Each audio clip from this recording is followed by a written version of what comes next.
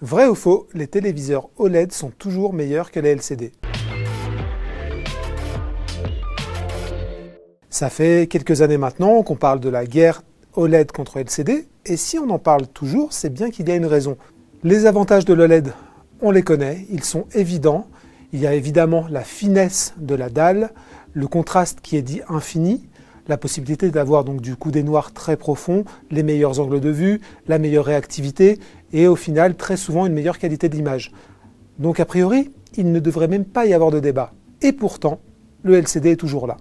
Les nouveaux téléviseurs LCD, de dernière génération fournis par les constructeurs, affichent en réalité des qualités d'image qui sont largement en hausse par rapport aux générations précédentes et qui talonnent aujourd'hui l'OLED.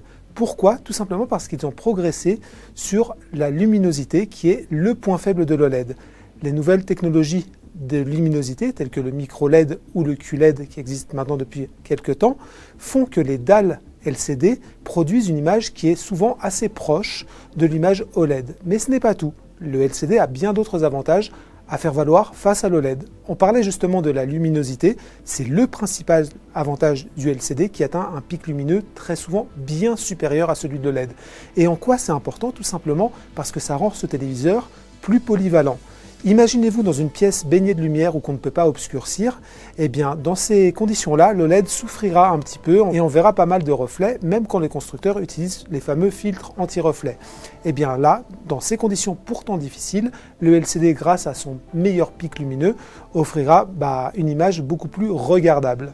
L'autre avantage, en fait, il est double, c'est la taille et le prix. Le LCD reste encore moins cher que le LED dans la plupart des cas, même quand il est équipé des technologies les plus récentes comme le micro-LED. Et sur la taille, il n'y a tout simplement pas photo.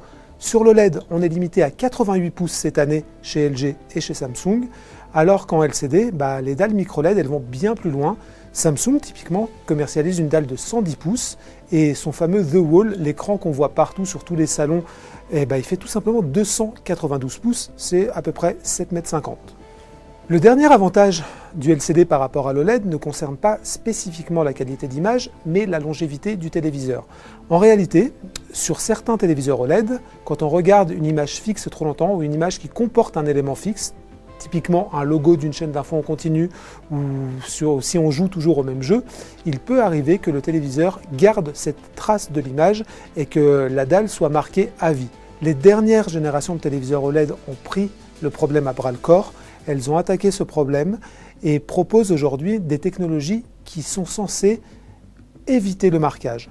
On n'a pas encore le recul nécessaire pour le voir, mais disons que au moins sur le papier, le LCD est moins concerné par ce problème comme par celui du burn-in. Au final, si cette fameuse guerre entre l'OLED et le LCD, elle est toujours d'actualité, c'est bien parce que le LCD a fait des efforts conséquents pour rattraper l'OLED sur la qualité d'image. Bien sûr, nous ne sommes pas en train de dire que les téléviseurs QLED ou les micro-LED parviennent à afficher la même qualité d'image que les OLED, mais en tout cas, ce qui est certain, c'est que l'écart s'est réduit ces dernières années et surtout, le LCD garde une polyvalence que l'OLED n'a pas.